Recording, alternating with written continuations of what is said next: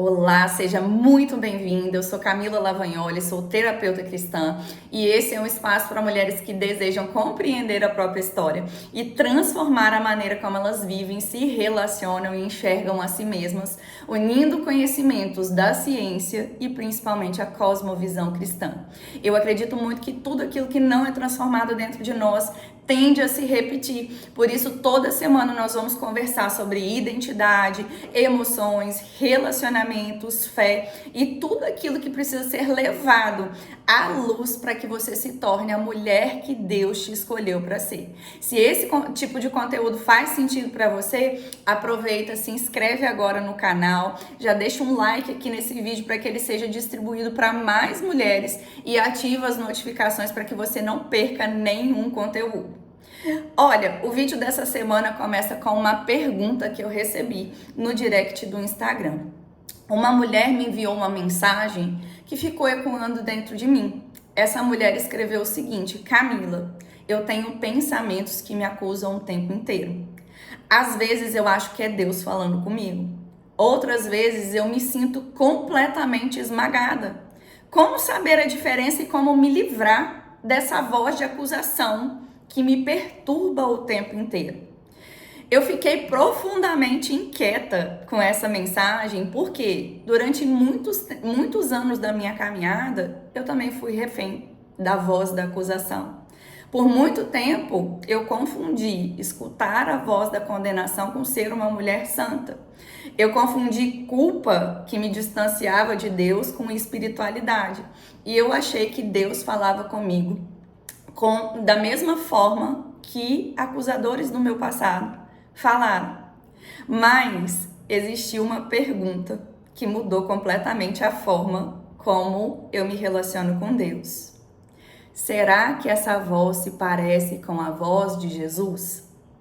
E é diante dessa pergunta que nós vamos iniciar a aula dessa semana. Será que é Deus falando comigo?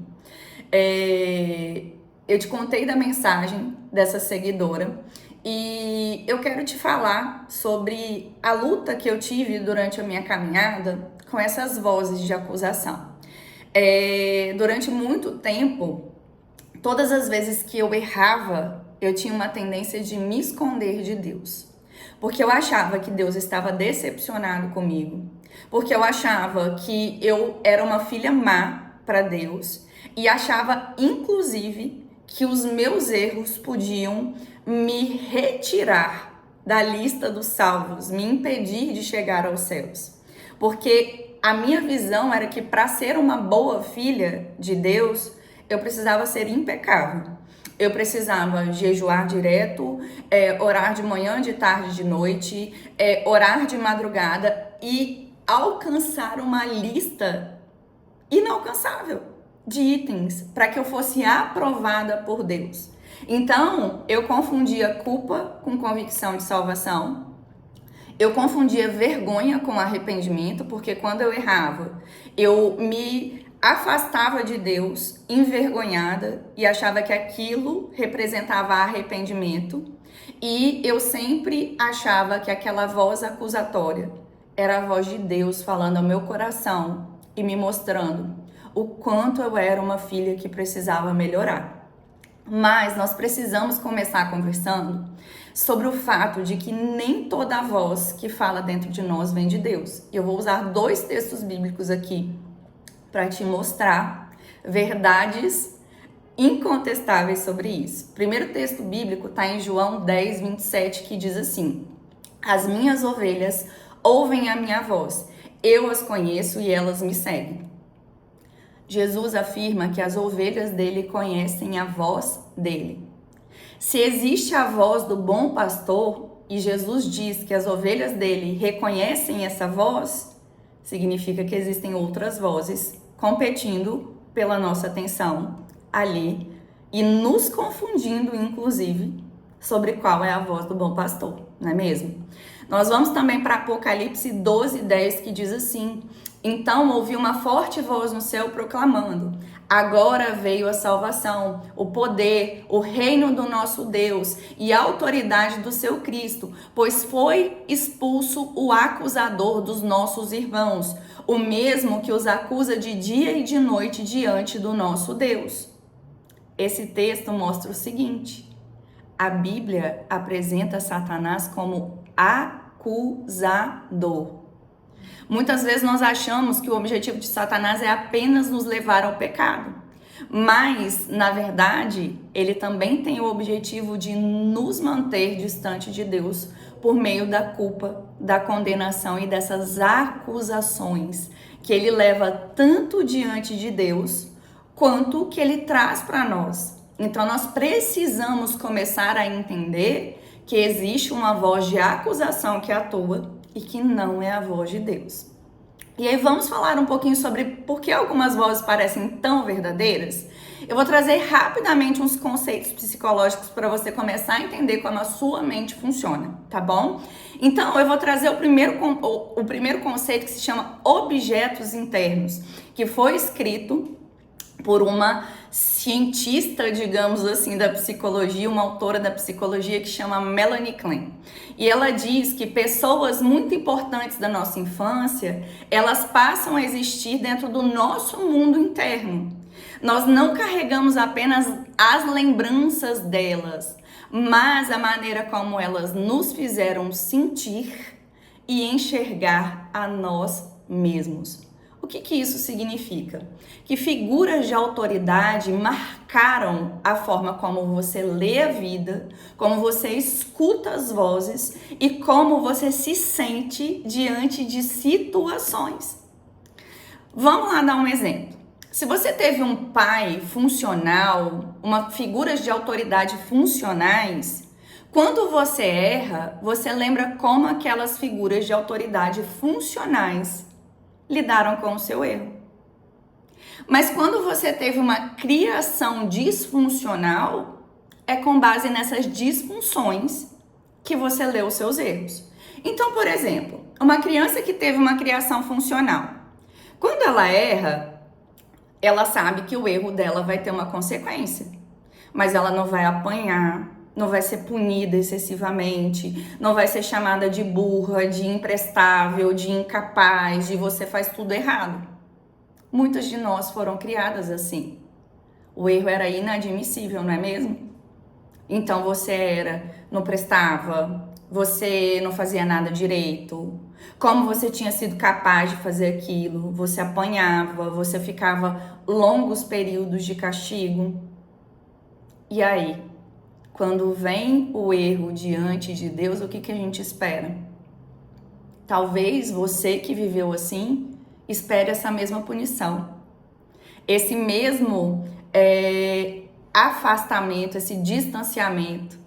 Pessoas, por exemplo, que sofreram castigo de silêncio, Deus nunca vai ficar em silêncio diante do seu erro. Talvez ele fique por um período para que você consiga assimilar o que você fez.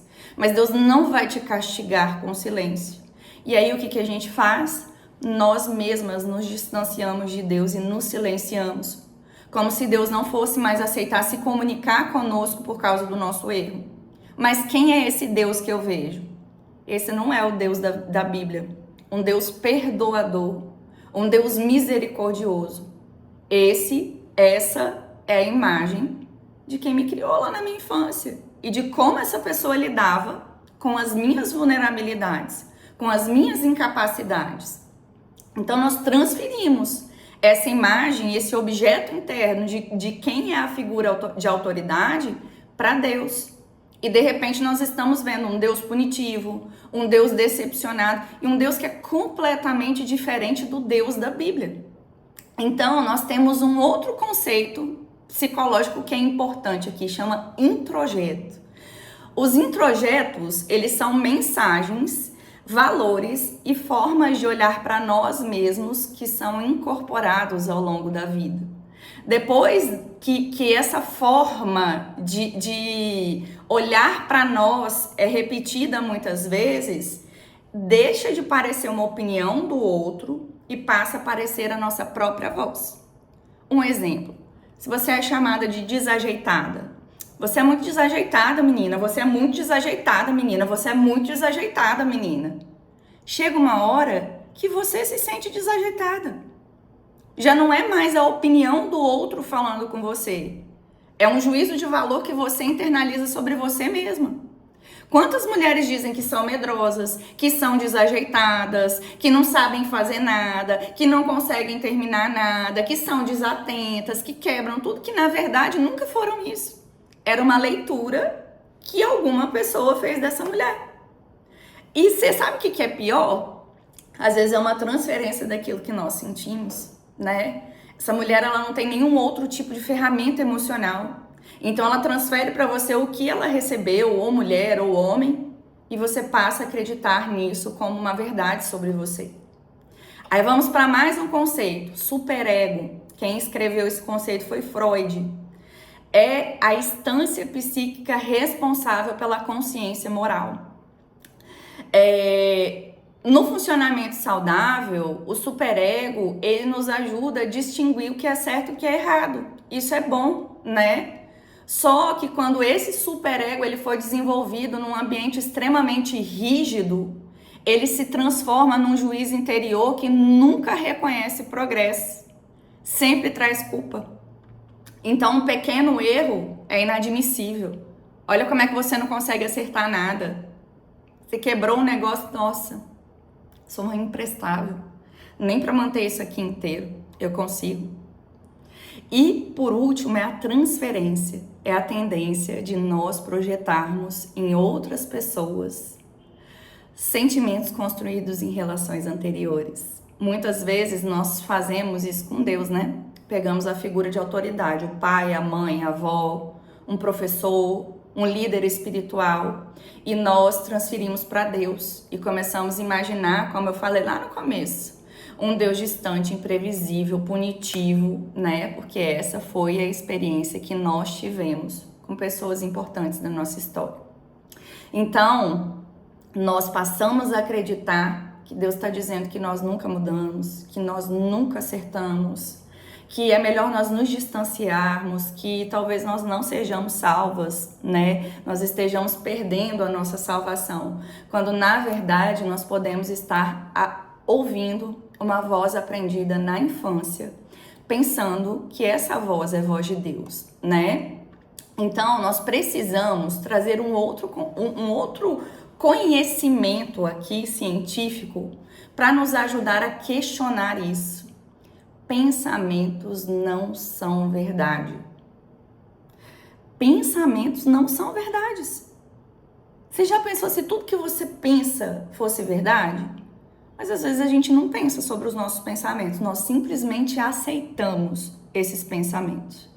Então vamos lá. Me vem um pensamento de que Deus está me acusando do meu pecado. A Bíblia diz que Deus te acusa do seu pecado? Quem ela classifica como acusador? O Espírito Santo, que é o contrário do acusador, ele gera convencimento. Ele nos constrange em amor. Ele não nos acusa para nos matar. Ele vem e traz o conhecimento do pecado para nos libertar. Então, se essa voz de acusação te afasta de Deus, e o papel do Espírito Santo é ser nosso ajudador, é ser o nosso consolador, é a voz de Deus que você está ouvindo? Será que é a voz de Deus? Então vamos lá. Pensamentos não são verdade, sentimentos não são verdade, fatos são verdade. Me vem um pensamento de que Deus está me acusando pelo meu pecado. Talvez te venha um sentimento de culpa, de ansiedade, de medo. E aí o que eu preciso fazer? Questionar esse pensamento. A Bíblia diz que Deus é um acusador? A Bíblia diz que Deus se distancia de você e te rejeita? Porque a Bíblia diz que aquele que se arrepende e deixa, alcança a misericórdia. Claro que aqui eu não estou legitimando pecados que já são iniquidades. Se você, por exemplo, tem um problema com fofoca e você vive falando mal da vida dos outros todos os dias, não se arrepende, não deixa, vive aí com uma língua maldosa falando dos outros. Isso não é nem um pecado, já se transformou numa iniquidade. E se você se sente culpada por isso, talvez seja porque seu coração já está cauterizado e o Espírito Santo não está nem entrando aí para falar mais porque você fechou o seu ouvido, né? E aí Satanás encontra um lugar para te acusar mesmo, porque você está num pecado que você não se arrepende e não deixa.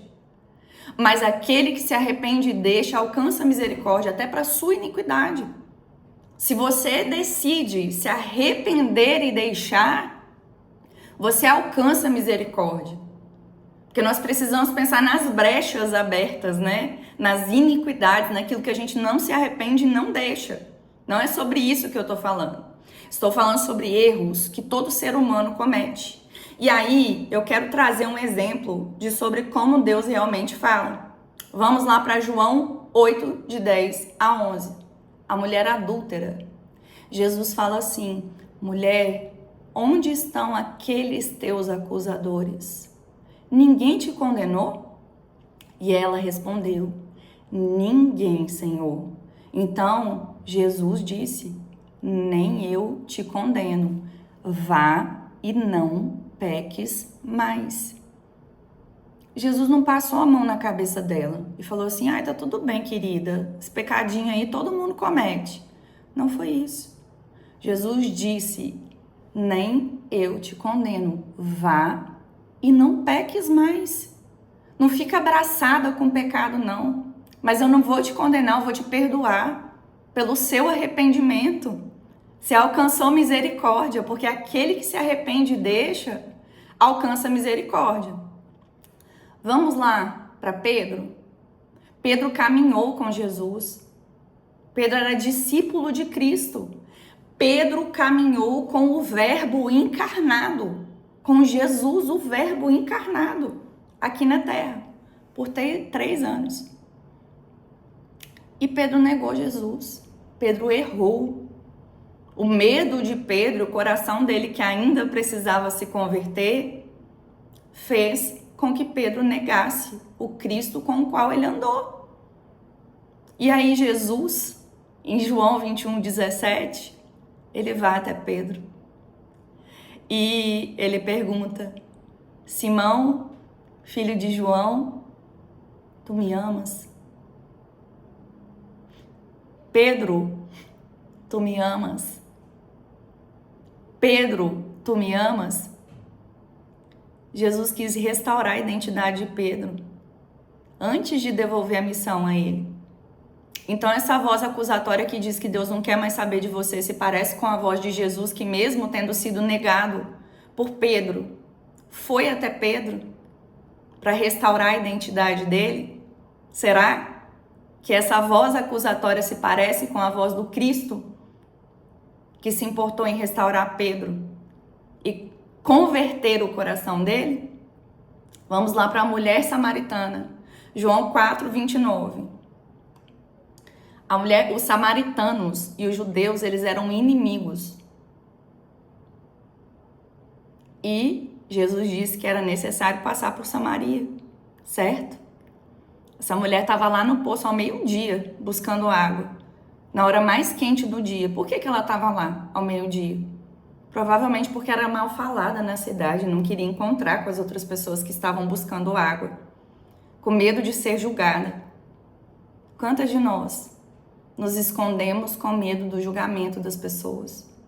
O que as pessoas vão falar, o que as pessoas vão pensar?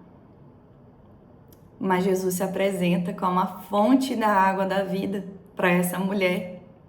Uma mulher que talvez já era rejeitada por toda a sociedade pelo pecado dela. Mas Jesus faz questão de encontrar o coração dessa mulher.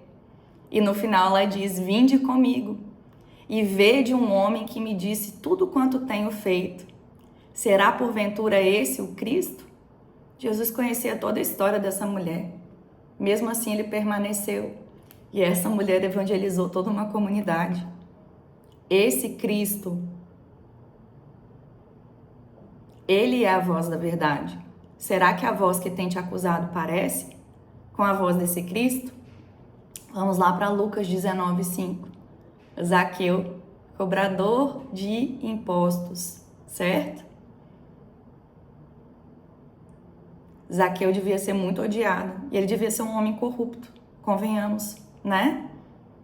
E aí, Zaqueu sobe para ver quem era Cristo, procurando Cristo.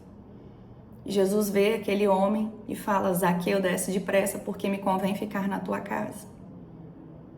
A graça, ela alcança qualquer pessoa que tenha um coração disponível, que queira encontrar o Cristo, o Filho do Deus vivo. Então, vamos lá.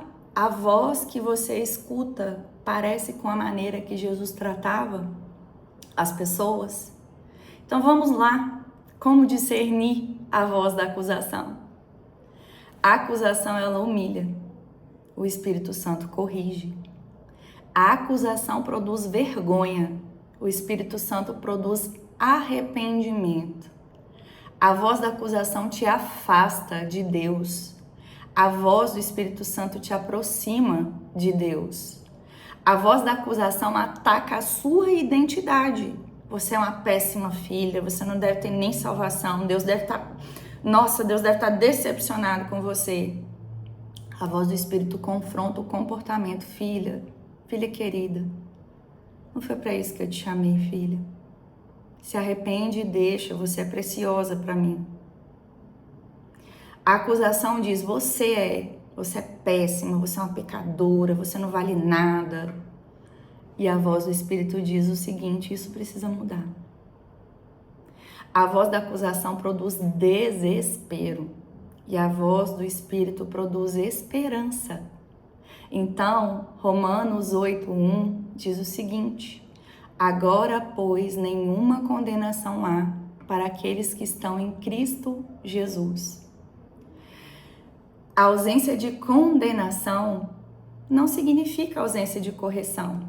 Significa que Deus, ele corrige como Pai.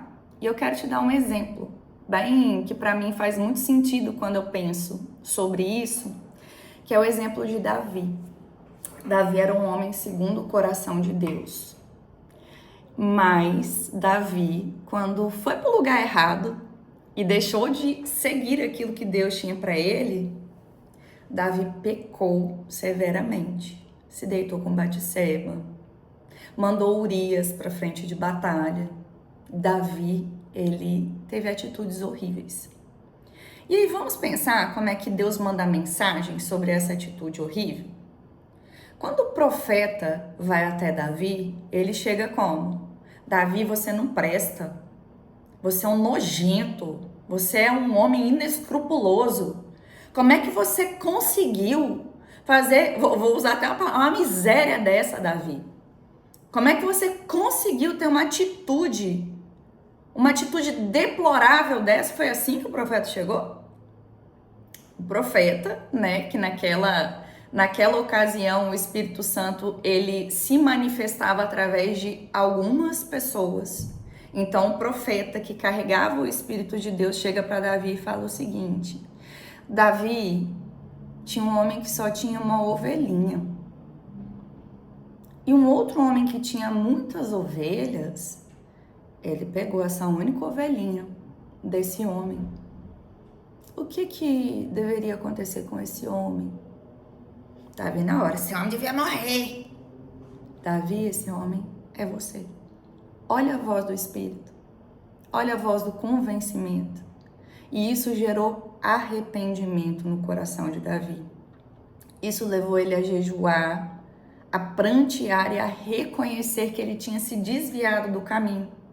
Mas perceba, isso aproximou o coração de Davi do coração de Deus. Ele entendeu que a atitude dele tinha afastado ele de Deus. E ele buscou voltar para o caminho e não se afastar do caminho. Teve consequência para o pecado dele? Claro que teve, porque a palavra diz que assim como o homem semear, assim ele vai colher. Mas essa voz não continua acusando Davi todos os dias. Ali não. A voz do Espírito falou com Davi, gerou arrependimento, e você não vê nenhuma outra vez o Espírito através do profeta chegando ali para acusar Davi. Você vê um Davi que através da voz do Espírito alcançou o arrependimento e buscou mudar os seus caminhos. Existe uma culpa que é saudável. Lá em 2 Coríntios 7:10 diz assim: porque a tristeza, segundo Deus, produz arrependimento para a salvação, que a ninguém traz pesar, mas a tristeza do mundo produz morte. A tristeza de Deus não produz morte, não. Não produz a culpa paralisante, não produz ansiedade adoecedora, não produz algo que você não consegue deitar a cabeça no travesseiro e dormir. Ela produz arrependimento para a salvação, que não traz pesar, né? Então, a gente precisa entender, nem toda a culpa também vai vir do inimigo, não, né? Existe pecado, existe consciência, existe arrependimento, e a diferença está no fruto da voz. A culpa saudável vai te aproximar de Deus. A condenação vai te afastar de Deus, porque quem acha que está sempre devendo, que Deus está acusando, chega uma hora que cansa, né?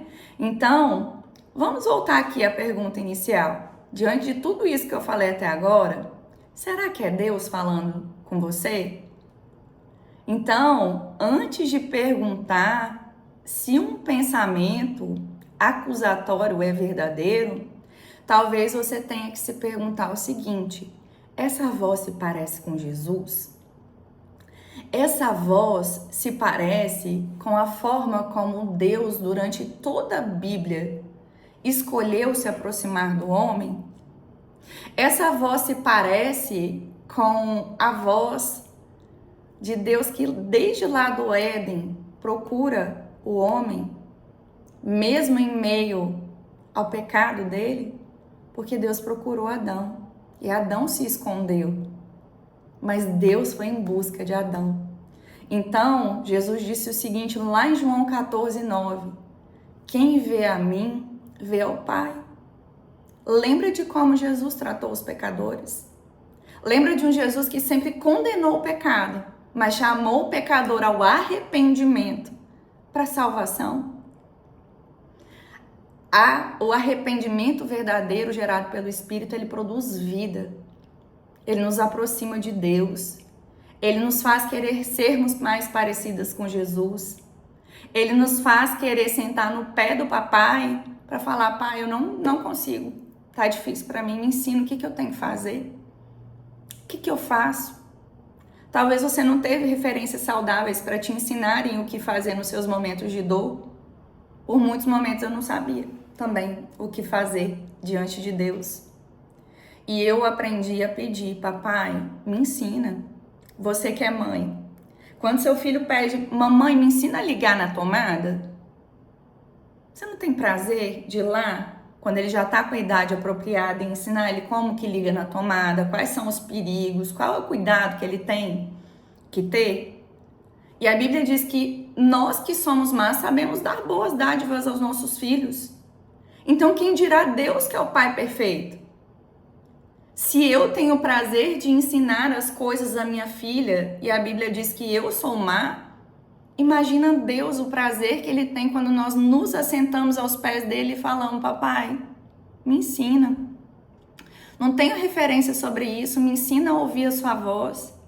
Me ensina a discernir a sua voz. A Bíblia diz que nós precisamos levar a nossa mente cativa a Cristo Jesus. Então começa a levar, orar, declarar a palavra sobre você: Senhor, eu levo a minha mente hoje cativa a Cristo Jesus, para que os pensamentos de Cristo dominem sobre o meu pensamento. O apóstolo Paulo, que foi uma referência, né, para as igrejas, ele dizia que todas as manhãs o mensageiro de Satanás vinha esbofeteá-lo. O que é isso? O mensageiro de Satanás vinha lá jogar culpa. Paulo tinha assassinado cristãos, Paulo era um perseguidor. E o mensageiro de Satanás tentava ir lá acusar ele. E como que ele vencia? Declarando a identidade dele em Cristo. E a sua identidade é que você é escolhida, perdoada, amada. Você foi entretecida no ventre da sua mãe. escolhida antes da fundação do mundo. Jesus no Getsemane orou por você, porque ele orou por quem haveria de se converter. Jesus, ele veio por mim e por você. Então, como é que o seu erro pode te afastar do amor de Deus? Porque a palavra diz que nem a morte, nem a vida, nem o presente ou o porvir, nem altura, nem profundidade, nada pode nos separar do amor de Deus que está em Cristo Jesus. Então, não é o seu erro que pode te afastar do amor de Cristo. Só se você desejar se afastar de Deus, se você desejar não andar mais, se você entender que aquilo que existe na palavra é mentira, mas existe esperança para nós que queremos a Cristo, porque Ele é o perdão, Ele é a salvação.